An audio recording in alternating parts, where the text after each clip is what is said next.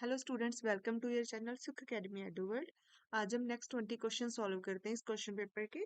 ये एग्जाम लिया था साइंटिफिक असिस्टेंट की पोस्ट के लिए इंडियन स्पेस रिसर्च ऑर्गेनाइजेशन ने इन 2018 में। तो इसके जो पहले 40 क्वेश्चंस हैं उनको 2020 के हिसाब से मैंने 2 वीडियोस डाल दी है, आप देख सकते हो चैनल पे विजिट करके। आज हम नेक्स्ट 20 क्वेश्चन सॉल्व करते हैं। तो इसके अंदर पूछा हुआ था what is the hybridization at carbon number 4 and 5 atom of the following compound. तो इस कंपाउंड के अंदर ट्रिपल बॉन्ड भी प्रेजेंट है, डबल बॉन्ड भी प्रेजेंट है। तो अगर बच्चे अगर ऐसे कंपाउंड के अंदर आप डिसाइड करते हो नंबरिंग देना, अगर ट्रिपल बॉन्ड भी प्रेजेंट है और डबल बॉन्ड भी प्रेजेंट है और इन दोनों को अगर आप एक एंड से स्टार्ट करते हो, ट्रिपल बॉन्ड है जो उसको भी थर्ड नंबर आता है लेट्स से, और जो डबल बॉन्ड है उसको भी थर्ड नंबर आता है। ओके, आई मीन टू से दोनों साइड से अगर देखते हो तो इक्वी डिस्टेंस पे है, सेम नंबर आता है उनको। तो अगर ऐसा केस हो जाए तो ट्रिपल बॉन्ड जो डबल बॉन्ड होता है उसको प्रायोरिटी दी जाती है ट्रिपल बॉन्ड के कंपैरिजन में। और अगर ऐसा है, इस केस में देखो इक्वी डिस्टेंस पे नहीं है, इस साइड से देखते हो अब ट्रिपल बॉन्ड को कौन सा मिलता है, first second and third. Okay, और इस साइड से देखते हो डबल को कौन सा मिलता है number, first second third and fourth. Okay, तो हमारा जो ट्रिपल बॉन्ड है वो पहले आ रहा है, तो इस ऐसे केस में हमारे पास जो ट्रिपल बॉन्ड होता है उसको प्रायोरिटी मिलेगी as compare to double bond. तो अगर इक्वी डिस्टेंस पे आ रहे हैं दोनों दोनों साइड से देखते हैं तो सेम सेम नंबर पे आ रहे हैं, तो उस केस में डबल बॉन्ड को प्रायोरिटी मिलती है। अगर इक्वी डिस्टेंस में नहीं है तो उस केस में ट्रिपल बॉन्ड को प्रायोरिटी मिलती है। नॉट ट्रिपल बॉन्ड को मतलब जो हमारे पास जल्दी आता है उसके अगर डबल बॉन्ड को नंबर कम मिल रहा है तो उसको प्रायोरिटी मिलेगी। तो इस केस में ट्रिपल बॉन्ड है जो उसको कार्बन नंबर थर्ड के ऊपर आ रहा है तो इसको प्रायोरिटी मिलेगी। तो ओवरऑल अगर हम देखें इसके अंदर हम जज करेंगे कौन सा हमारा कार्बन नंबर 4 एंड 5 है, तो ये कार्बन फर्स्ट है, ये सेकंड, ये थर्ड, फोर्थ एंड फिफ्थ।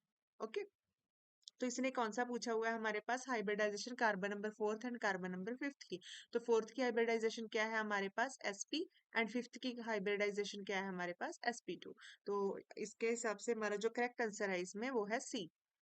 इसके आगे वाले क्वेश्चन में क्या पूछा हुआ है, which one of the following isomer has stable intramolecular hydrogen bonding. तो अगर चार दे रखे हैं, इनके अंदर जो इसका जो करेक्ट आंसर रहेगा वो रहेगा सिस 3 फ्लोरोप्रोपिनोइक एसिड। तो अक्सर जो सिस फॉर्म्स होती हैं उनके अंदर जो इंट्रामोलिक्यूलर हाइड्रोजन बॉन्डिंग होती है वो स्टेबल पाई जाती है। तो इसके अंदर देखते हो आप सिस फॉर्म के अंदर प्रोपिनोइक एसिड के ये है। ओके, तो इसमें जो ये वाला OH ग्रुप है इसका जो हाइड्रोजन है इजिली इस फ्लोरीन के साथ इंट्रामोलिकुलर हाइड्रोजन बॉन्डिंग शो करेगा, तो इसलिए इसका जो करेक्ट आंसर रहेगा वो रहेगा बी। नेक्स्ट क्वेश्चन में पूछा हुआ है in this reaction the product giving positive test with Fehling solution. तो सबसे पहले हमने देखना है कि प्रोडक्ट कौन सा है। ओके, तो वही प्रोडक्ट है जो वो फैलिंग सोल्यूशन के साथ पॉजिटिव टेस्ट देगा। तो अगर आप रिएक्शन को ध्यान से देखोगे इसमें क्या है, बेंजीन को रिएक्ट करवाया गया है कार्बन मोनोऑक्साइड HCl और इन the presence of this. Okay, और ये वाली जो रिएक्शन है ये रिएक्शन है Gattermann coach reaction. Gattermann coach reaction, ये रिएक्शन की वीडियो मैंने ऑलरेडी अपलोड की हुई है और उसका लिंक मैं दे दूंगी आपको। इसके अंदर क्या है, गैटरमैन कोच रिएक्शन के अंदर क्या होता है, जो हमारे पास बेंजीन होती है, बेंजीन उससे एरोमेटिक एल्डिहाइड्स बनते हैं, एरोमेटिक एल्डिहाइड्स बनते हैं बेंजीन से। ओके, तो इसके अंदर देखो बेंजीन दे रखी है, हमारे पास जो प्रोडक्ट बनेगा वो बनेगा एरोमेटिक एल्डिहाइड। तो ये है हमारी बेंजीन और जो प्रोडक्ट बनेगा वो बनेगा एरोमेटिक एल्डिहाइड।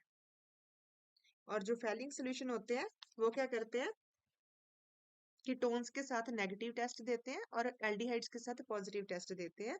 और कैसे पता चलेगा, हमारे पास प्रेसिपिटेशन होती है ब्रिक रेड कलर की, ब्रिक रेड कलर की प्रेसिपिटेशन होती है, ये ऑक्सीडाइज कर देंगे एल्डिहाइड ग्रुप को। तो इसलिए फैलिंग सोल्यूशन जो टेस्ट देते हैं वो पॉजिटिव देते हैं जिसमें एल्डिहाइड ग्रुप प्रेजेंट होता है।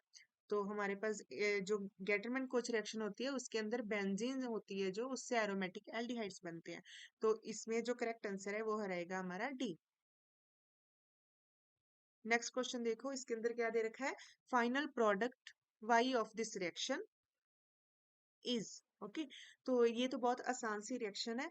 ग्रिग्नाइट रिएजेंट दे रखा है, अपने इपोक्साइड रिंग है जो उसकी ओपनिंग करवा देनी है। तो ग्रिग्नाइट रिएजेंट क्या होता है, RMgX। Okay, R negative MgX positive, तो आर नेगेटिव आपका न्यूक्लियोफाइल की तरह अटैक करता है, तो ये आपका न्यूक्लियोफाइल है। ओके, इस साइड पॉजिटिव, तो ये यहाँ से अटैक करेगा, यहाँ से रिंग ओपनिंग हो जाएगी।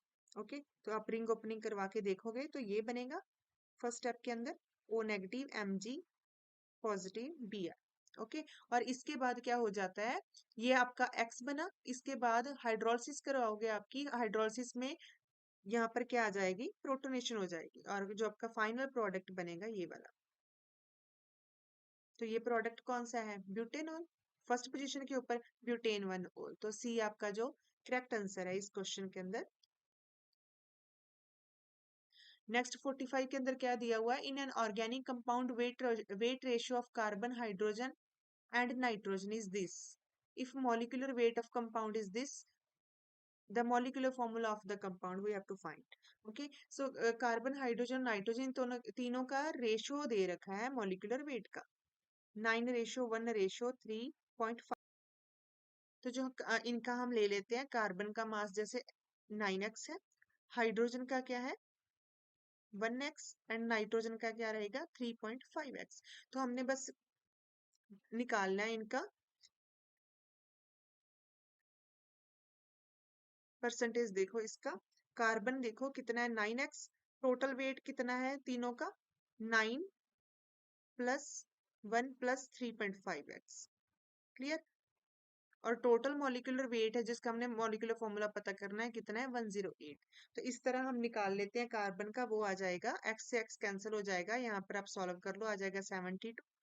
हाइड्रोजन का देखते हैं 1x इसका मास है, टोटल मास कितना है नीचे, इनको आप टोटल काउंट करोगे तो आ जाएगा 13.5x मल्टीप्लाई 108, और इसको आप सॉल्व करोगे तो यहाँ से आ जाएगा 8। नाइट्रोजन का देखो 3.5x इसका मेन मास है, और नीचे क्या है टोटल वेट 13.5, इसको आप सॉल्व कर लोगे तो यहाँ से आ जाएगा आपका 28। तो अगर कार्बन टोटल कितना दे रहा है वेट 72, इट मीन कितने कार्बन हो गए यहाँ पर 6, क्योंकि एक कार्बन का मास कितना होता है 12, तो उस हिसाब से 12 6 72। तो कार्बन कितने हैं 6, हाइड्रोजन दे रखे 8, तो हाइड्रोजन का तो 1 होता है तो 8 ही रहेंगे, और नाइट्रोजन का वेट दे रखा है 28, इट मीन टोटल नाइट्रोजन कितनी रहेंगी 2। तो जो करेक्ट मॉलिक्यूलर वेट रहेगा फॉर्मूला रहेगा वो रहेगा सी, C6H892। तो ये वाला ऑप्शन करेक्ट आंसर है इसका। नेक्स्ट देखो इस क्वेश्चन के अंदर क्या दे रखा है आपको, नेंशोमेरिक फॉर्म में दे रखा है, एक प्योर एनेंशोमेर दे रखा है 2 ब्रोमो ऑक्टेन का, और उसको KOH के साथ ट्रीट करवाना है और 2 ऑक्टेनोल प्रोडक्ट बनेगा, और बताना है कि जो हमारा प्रोडक्ट है उसकी जो कॉन्फ़िगरेशन है वो चेंज होगी या रेसमिक रहेगा, कैसा है। तो देखो जो अगर इनिशियल कंपाउंड ही कायरल है और इसके बाद जो न्यूक्लियोफाइल अटैक कर रहा है OH नेगेटिव, वो क्या करता है SN2 अटैक दे रहा है, तो उसके बाद कायरलिटी तो ऐसे की ऐसी ही रहेगी फिर। ओके, कॉन्फ़िगरेशन चेंज हो जाएगी, कायरल ही रहेगा आपका। SN2 अटैक कर रहा है, SN2 है तो इन्वर्जन ऑफ कॉन्फ़िगरेशन हो जाएगी, इन्वर्जन ऑफ कॉन्फ़िगरेशन हो जाएगी, जो R फॉर्म है अब किस में कन्वर्ट हो जाएगी S फॉर्म, ऑप्टिकली एक्टिव ही रहेगा और S कॉन्फ़िगरेशन रहेगी। तो इसका बी जो रहेगा वो करेक्ट आंसर है इस क्वेश्चन का। इसके बाद a hydrocarbon on monochlorination yield are single isomer, एक कोई हाइड्रोकार्बन दे रखा है कहते हैं वो, इनमें से देखना हमने मोनोक्लोरिनेशन करते हैं उसकी तो सिंगल आइसोमर बनता है, अगर डाइक्लोरिनेशन करते हैं तो उससे 3 आइसोमर बनते हैं और वो आपस में क्या होते हैं कॉन्स्टिट्यूशनल।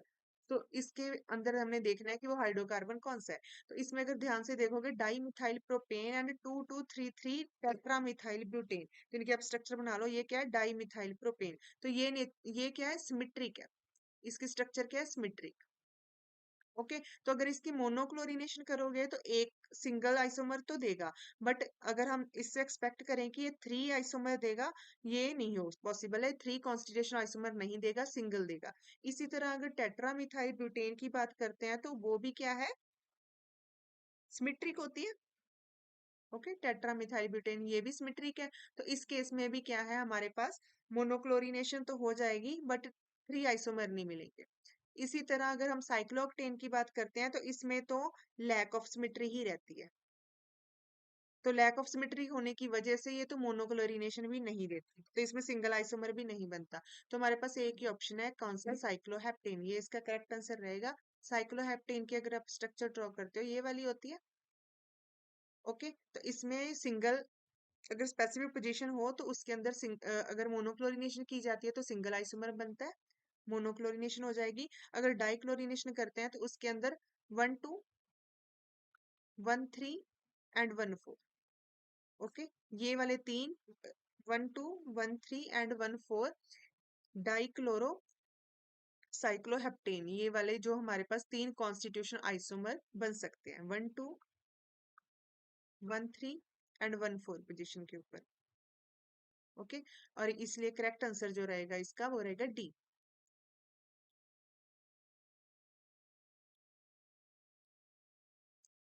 नेक्स्ट क्वेश्चन के अंदर पूछा हुआ है what is the major product of the following reaction. तो इसके अंदर आप ध्यान से देखोगे तो ये क्या दे रखा है आपको, sodium in the presence of liquid ammonia.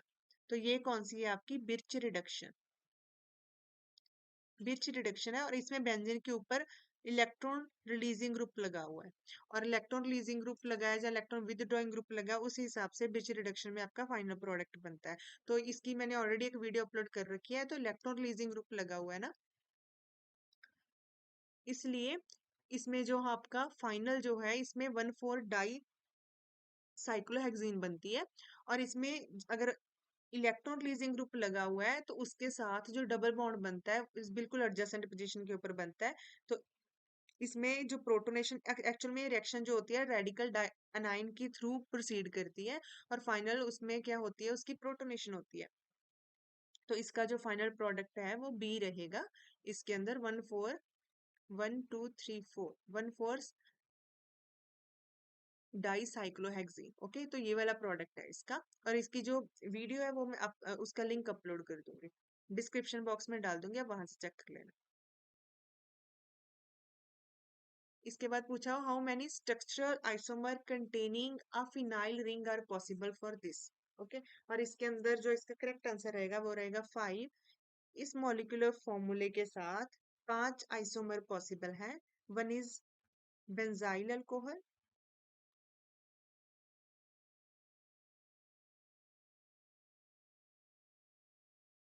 Second is anisole,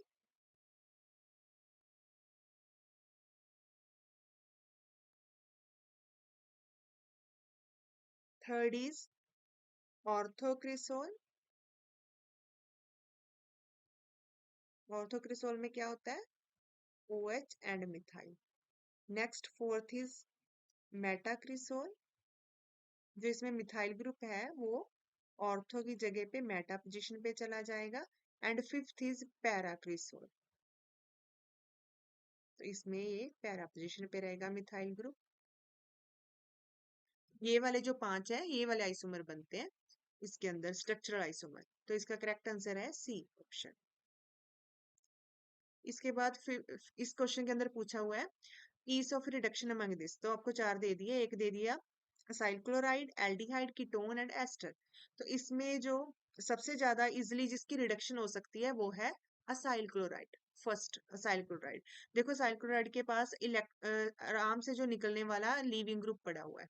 okay, good leaving group है क्लोरीन, तो वो निकल जाएगा। इसलिए सबसे जल्दी जो भी न्यूक्लियोफाइल जनरेट होता है रिड्यूसिंग एजेंट से, उससे इसकी जल्दी रिडक्शन हो जाएगी। ओके, इस कार्बोनिल ग्रुप की। तो सबसे ज्यादा इजिली जो रिड्यूसिंग एजेंट वर्क करेगा इजिली जिसकी रिडक्शन होती है वो है फर्स्ट। इसके बाद रहेगी एल्डिहाइड की। ओके, क्योंकि उसमें क्लोरीन की जगह H लगा हुआ है। अगर हम कीटोन और एस्टर के कंपेयर करें तो कीटोन की कम होती है, कीटोन की ज्यादा होती है एस्टर से। बट इन दोनों से कंपेयर करें असाइल क्लोराइड और एल्डिहाइड से तो कीटोन की कम रहती है। रीजन क्या आ जाता है, स्टेरिक हिंड्रेंस, स्टेरिक हिंड्रेंस। और एस्टर है जो उसकी तो सबसे कम रहेगी। रीजन क्या, एस्टर के पास क्या है ये वाला इथॉक्सी ग्रुप, ये तो पहले ही कॉन्जुगेशन में जाता है, तो जिसकी वजह से बैड लिविंग ग्रुप रहेगा यहाँ पे, तो जल्दी रिलीज होना पसंद नहीं करेगा। और अगर बैड लिविंग ग्रुप रहेगा तो जो न्यूक्लियोफाइल आता है रिड्यूसिंग एजेंट से तो वो जल्दी इसकी रिडक्शन कर नहीं पाएगा। तो ये वाला जो ऑर्डर है करेक्ट ऑर्डर है, सबसे ज्यादा फर्स्ट की, then second, then third and fourth. तो ये है ए के अंदर, तो ए ऑप्शन इसका करेक्ट आंसर है इस क्वेश्चन का। नेक्स्ट क्वेश्चन के अंदर देखो क्या दे रखा है इन्होंने, ये आपको कोई दे रखी है semi major axis of the ellipse given by this. Okay, आपको सेमी मेजर एक्सिस बतानी है। एक्चुअल में इस क्वेश्चन के अंदर थोड़ा सा इशू है, जो इलिप्स की जो करेक्ट होती है ये वाली होती है करेक्ट फॉर्म इलिप्स की। ओके, ये वाली क्वेश्चन होती है इलिप्स की, और उसके अंदर जो इसकी मेजर एक्सिस होती है ये वाली, उसकी लेंथ होती है ए, और जो इसकी माइनर एक्सिस होती है उसकी लेंथ होती है बी। तो ए एंड बी जो होती है वो होती है मेजर एक्सिस की, एंड माइनर एक्सिस है जो उसकी लेंथ होती है। Okay, semi major and semi minor. तो इस क्वेश्चन के अंदर ये वाला इशू है कि इसके अंदर अगर आप 16 को इस साइड ले जाते हो, इधर मल्टीप्लाई भी करते हो, तो वो करने के बाद यहाँ पर क्या आ जाता है आपका एक्स स्क्वायर, 16 9 जा 144 दिस। और अगर यहाँ पर ए स्क्वायर क्या है, ए की वैल्यू आएगी 12 और बी की वैल्यू आ जाएगी 8, और आपने सेमी मेजर बतानी है तो ए की वैल्यू आएगी 12। ओके, बट इसके अंदर 12 दे नहीं रखा है, तो इसलिए ये इशू है। आप ऐसा कंसिडर कर सकते हो शायद इस क्वेश्चन के अंदर यहाँ पर 1 रहेगा। ओके, तो अगर 1 रहेगा तो उस केस में ए की वैल्यू क्या रहेगी 3। 3 3 जा 9 होता है ना, तो ए स्क्वायर की फॉर्म में अगर लिखोगे तो ए की वैल्यू क्या है 3। तो इसका करेक्ट आंसर है ए। ये वाला क्वेश्चन नेक्स्ट 52 तो इजी है, आप इसको सॉल्व कर लेना। इसका करेक्ट आंसर है 2 आएगा इसका। इसके अंदर पूछा हुआ है which one of the following reactions will give butane two ol as a major product. तो सिंपल सी रिएक्शन है, आपने बस ग्रिग्नर रिएजेंट दे रखे हैं आपको अलग अलग से, तो आपने अटैक करवा के देखना है। तो इसके अंदर अटैक करवा के देखोगे तो आपका जो फाइनल प्रोडक्ट बनेगा वो ये बनेगा कुछ ऐसा। ये तो कंफर्म है कि अल्कोहल बनेंगी, ये वाला। तो उसने क्या बताया है ब्यूटेन टू ओल, तो इसके अंदर क्या है ब्यूटेन फर्स्ट टू टू ओल, तो प्रोडक्ट तो आपका यही वाला ही है, तो मेन तो ए ही रहेगा इसका आंसर। ए करेक्ट आंसर है। बाकियों के केस में अगर आप अटैक करवा के देखोगे तो उसके अंदर इजिली अटैक करवा सकते हो आप, तो अल्कोहल ही बनेगी सबके अंदर। बट इशू इज दैट कि आपका जो प्रोडक्ट बनेगा वो डिफरेंट बनेगा, ब्यूटेन टू ओल नहीं बनता बाकियों के केस में। तो इस क्वेश्चन का जो करेक्ट आंसर है वो है ए।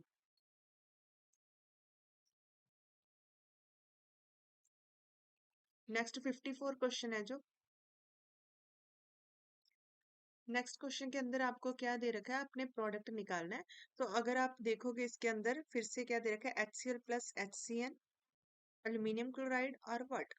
और ये वाली जो रिएक्शन होती है ना, ये वाली इतनी जो रिएक्शन है ये होती है गैटरमैन रिएक्शन। पहले वाली क्या थी गैटरमैन कोच रिएक्शन, ये कौन सी है गैटरमैन रिएक्शन। तो ये भी मैंने करवा रखी है, लिंक मैं डिस्क्रिप्शन बॉक्स में दे दूंगी।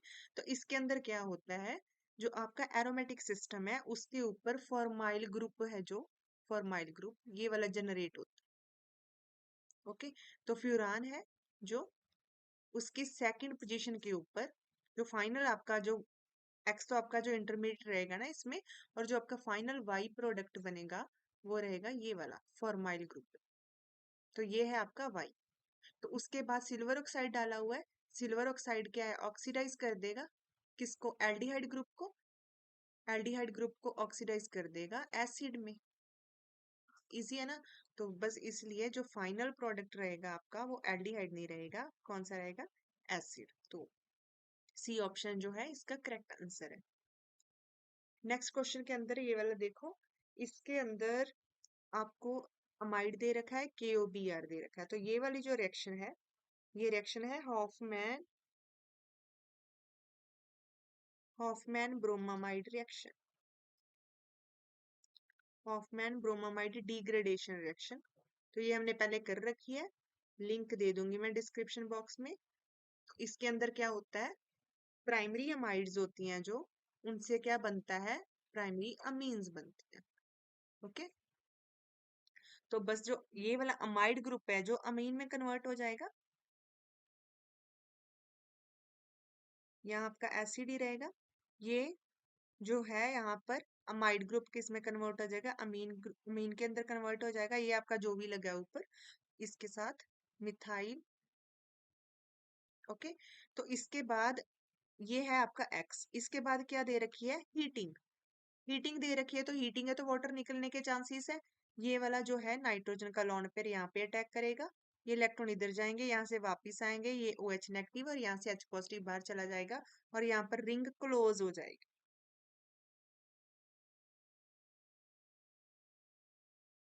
ओके, तो ये वाला आपका जो रहेगा ऐसा कुछ रहेगा फाइनल प्रोडक्ट। तो ये दे रखा है ए के अंदर। ए आपका करेक्ट आंसर है। ये कौन सी है? Hoffmann rearrangement reaction. नेक्स्ट देखो इसके अंदर क्या दे रखा है, what is a major product in the following sequence. तो सबसे पहले तो आपको एक एरोमेटिक कीटोन, एरोमेटिक नहीं सिंपल कीटोन दे रखा है, और sodium borohydride in the presence of ethanol दे रखा है। सोडियम बोरोहाइड्राइड क्या है? रिड्यूसिंग एजेंट है, इथेनॉल आपका सॉल्वेंट है। ये रिड्यूस कर देगा इसको किसमें? अल्कोहल के अंदर, कीटोन को। तो सबसे पहले जो आपका जो पहला है step, sodium borohydride in the presence of ethanol डालने के बाद यहाँ पर क्या बन जाएगी? आपके अल्कोहल बन जाएगी। सेकंड स्टेप के अंदर क्या डाला हुआ है? PbR3। ये क्या करेगा? ब्रोमिनेशन कर देगा। OH को, जो ब्रोमीन है, जो न्यूक्लियोफाइल अटैक करेगा, OH को रिप्लेस कर देगा, यहाँ पर आ जाएगा ब्रोमीन। इसके थर्ड स्टेप से तो आप समझ ही सकते हो, प्रैक्टिस है अगर ऑर्गेनिक में, तो क्या आ जाएगा? Magnesium in the presence of ether डाला हुआ है। तो ये क्या, यहाँ पर क्या हो जाएगा? ग्रिग्नार्ड रिएजेंट की फॉर्मेशन हो जाएगी। तो यहाँ पर आ जाएगा MgBr। तो ये आ गया आपका ग्रिग्नार्ड रिएजेंट। ओके, और ग्रिग्नार्ड रिएजेंट और नेक्स्ट स्टेप के अंदर इसने क्या डलवा दिया? यहाँ पर एल्डिहाइड। तो ग्रिग्नार्ड रिएजेंट क्या होता है? RMgX। तो उसका R नेगेटिव अटैक करेगा एज ए न्यूक्लियोफाइल, तो यहाँ से एज ए न्यूक्लियोफाइल अटैक करेगा यहाँ पर, ये आ जाएगा O नेगेटिव।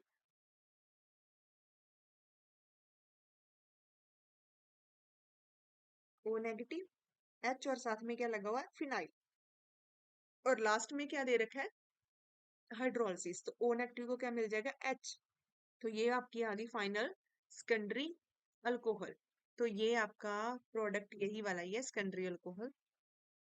ओके, तो ये आपका करेक्ट आंसर है B. Next, polymerization of chloroprene will give. Okay, तो क्लोरोप्रीन की जो अगर हम पोलीमेराइजेशन कर देते हैं तो उसके बाद जो प्रोडक्ट बनता है वो क्या है? पॉलीक्लोरोप्रीन बनता है। ओके, तो प्रोडक्ट बनता है दैट इज पॉलीक्लोरोप्रीन। और ये एक सिंथेटिक रबड़ है, सिंथेटिक रबर है ये वाली एक। और इसका जो सेकंड नेम है वो क्या है? न्यूप्रीन। तो ए इसका करेक्ट आंसर है। Next, of the following which is polyester. तो इसके अंदर जो करेक्ट आंसर है इसका वो है